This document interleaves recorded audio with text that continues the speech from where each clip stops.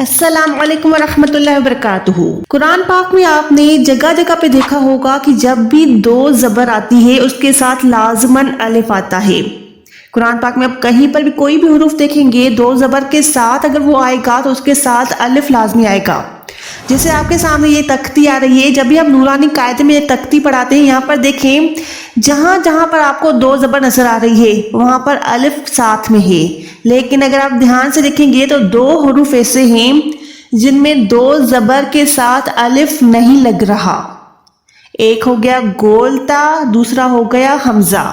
اب یہ جو دو حروف ہیں گول تا اور حمزہ، تو کیا ان پہ اگر ہم وقف کریں گے تو دو زبر والا قاعدہ ہی اپلائی ہوگا یا کوئی اور قاعدہ اپلائی ہوگا؟ آج کا ہمارا ٹاپک کیا ہے کہ جب بھی ہم دو زبر پہ وقف کرتے ہیں تو ہم کیا کرتے ہیں، ایک زبر کر کے الف کے ساتھ ادا کرتے ہیں۔ تو وہ تو بالکل دو زبر کے ساتھ وہ ہمیشہ باقی حروف ہیں ان میں تو یہی قاعدہ اپلائی ہوتا ہے، لیکن کیا ان دو حروف میں بھی سیم قاعدہ اپلائی ہوگا؟ جیسے آپ یہاں پر دیکھیں سورہ واقعہ کی آیت نمبر 7 ہے وَكُنْتُمْ أَزْوَاجًا ثَلَاثَةً۔ ویسے ہی 35 آیت میں دیکھیں إِنَّا أَنشَأْنَاهُنَّ إِنشَاءً۔ اس کے علاوہ باقی آپ جو بھی آیتیں دیکھیں گے اگر وہاں پر دو زبر آئے گی تو آپ اس کے ساتھ الف لازماً دیکھیں گے۔ فار ایگزامپل آیت نمبر 4 میں دیکھیں إِذَا رُجَّتِ الْأَرْضُ رَجًّا، جیم دو زبر کے بعد یہاں پر دیکھیں الف ہے لیکن ان دو حروف میں الف نہیں تھا۔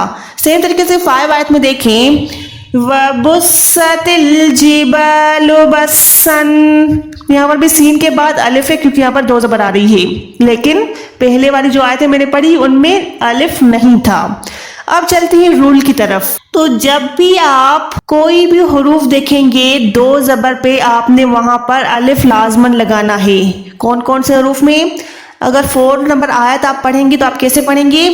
اِذَا رُجَّتِ الْأَرْضُ رَجًّا، جیم دو زبر پہ اگر آپ وقف کریں گے تو دو زبر یہاں پر جو ہے الف کے ساتھ ایک زبر ہو کے کنورٹ ہو جائے گی، یعنی دو زبر کو آپ ڈائریکٹ کھڑی زبر کر کے ادا کر سکتے ہیں۔ کیسے؟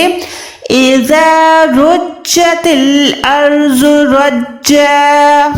سیم طریقے سے اگر ہم سین دو زبر پہ وقف کریں یہاں پر 5 آیت میں دیکھیں وَبُسَّتِ الْجِبَالُ بَسًّا، وَبُسَّتِ الْجِبَالُ بَسًّا، یہاں پر بھی ہم نے سین دو زبر کو کیا کیا، ایک زبر کر کے الف کے ساتھ ادا کیا۔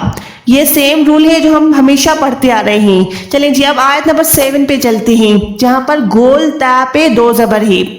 تو جب بھی آپ یہاں پر پڑھیں گے تو آپ یہاں پر کیسے پڑھیں گے؟ وَكُنْتُمْ أَزْوَاجًا ثَلَاثَةً، گول تا پہ اگر دو زبر آئے گی تو یہاں پر دو زبر کا قاعدہ آپ اپلائی نہیں کر سکتے۔ یہاں پر آپ نے کیا کرنا ہے، گول تا پہ جو دو نقطے ہیں ان کو کٹ کر دینا ہے۔ دو نقطے کٹ ہو گئے تو یہ ہا بن جائے گا۔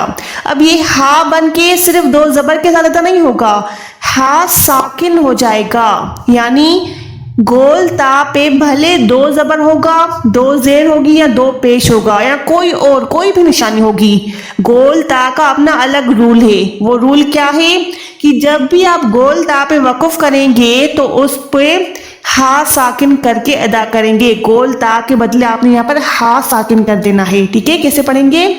وَكُنْتُمْ أَزْوَاجًا ثَلَاثَةً، وَكُنْتُمْ أَزْوَاجًا ثَلَاثَةً۔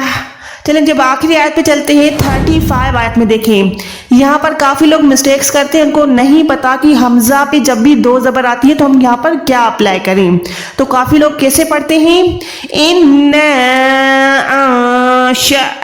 أَنشَأْنَاهُنَّ إِنشَاءً، حمزہ پہ بھی وہ سمجھتے ہیں کہ یہاں پر الف نہیں ہے تو ہا ساکن، جیسے گول تا پہ ہم نے وقف کیا نا، اکثر لوگ یہاں پر بھی حمزہ ساکن کر کے ادا کرتے ہیں۔ وہ کیسے پڑھتے ہیں؟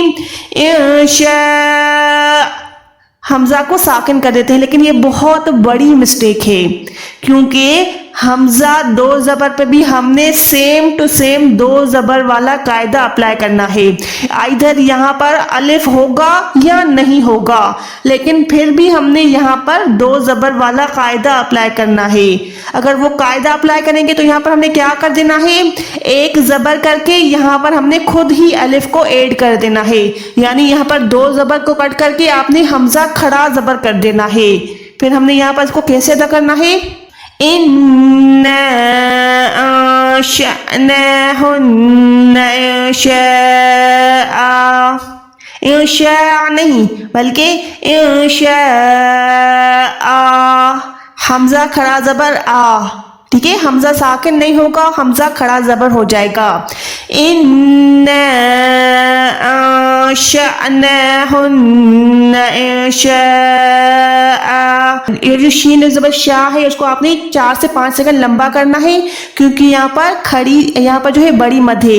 اس سے پہلے والا شین زبر شاہ دیکھیں, یہاں پر میں جھٹکا لگا رہی ہوں. اب یہاں پر جو ہے میں شاہ نہیں کر رہی, کیونکہ میں نے آپ کو کئی دفعہ بتایا ہوا ہے کہ جب بھی الف پہ ساکن یا جزم کی نشانی آتی ہے, یہاں پر دیکھیں یہ والی نشانی, تو یہ جو ہے شین زبر شاہ نہیں ہے, بلکہ یہاں پر آپ نے شین الف زبر ش جھٹکا لگانا ہے, کیونکہ الف ساکن ہو جائے گا, یعنی حمزہ ساکن ہے تو یہاں پر آپ نے جھٹکا لگانا ہے. اور آگے والا جو انشاء میں ہے شین زبر شاہ ہے, وہاں پر بڑی مد ہے, اس کو آپ نے لمبا کرنا ہے, کیونکہ اس الف پہ دیکھیں جزم نہیں ہے, سکون کی نشانی نہیں ہے. تو یہ بہت بڑی جو ہے ڈفرنس ہے ان دونوں میں. ان دونوں کا دھیان رکھیں. میرے ساتھ ایک بار اگین پڑھیں, إِنَّا أَنشَأْنَاهُنَّ إِنشَاءً. صحیح ہے جی. آئی ہوپ کہ آپ کو اچھے سے سمجھ آ گیا ہوگا. اگر اس کے علاوہ بھی آپ کو کوئی اور کنفیوژن ہے, قرآن پاک میں ایسے حروف ہیں جو آپ کو نہیں آتے اور آپ سمجھتے ہیں کہ مجھ سے پوچھنے چاہیے, تو آپ کمنٹ سیکشن میں ضرور پوچھیے گا. انشاءاللہ میں نیکسٹ ویڈیو جو ہے اسی پہ بناؤں گی. اور اگر یہ ویڈیو آپ کو پسند آئی ہو, کچھ بھی سمجھ آیا ہو, کچھ بھی سیکھنے کو ملا ہے, تو اس ویڈیو کو لائک ضرور کیجیے گا. چینل پہ نیو تو سبسکرائب کیجیے گا اور بیل آئیکن کو ضرور پریس کیجیے گا, تاکہ جب بھی میں ایسی ویڈیوز بناتی رہوں آپ کے پاس ڈائریکٹ نوٹیفیکیشن آ جائے. دعا میں یاد رکھیے گا. ملتے ہیں ایک اور ویڈیو کے ساتھ, تب تک کے لیے اللہ حافظ.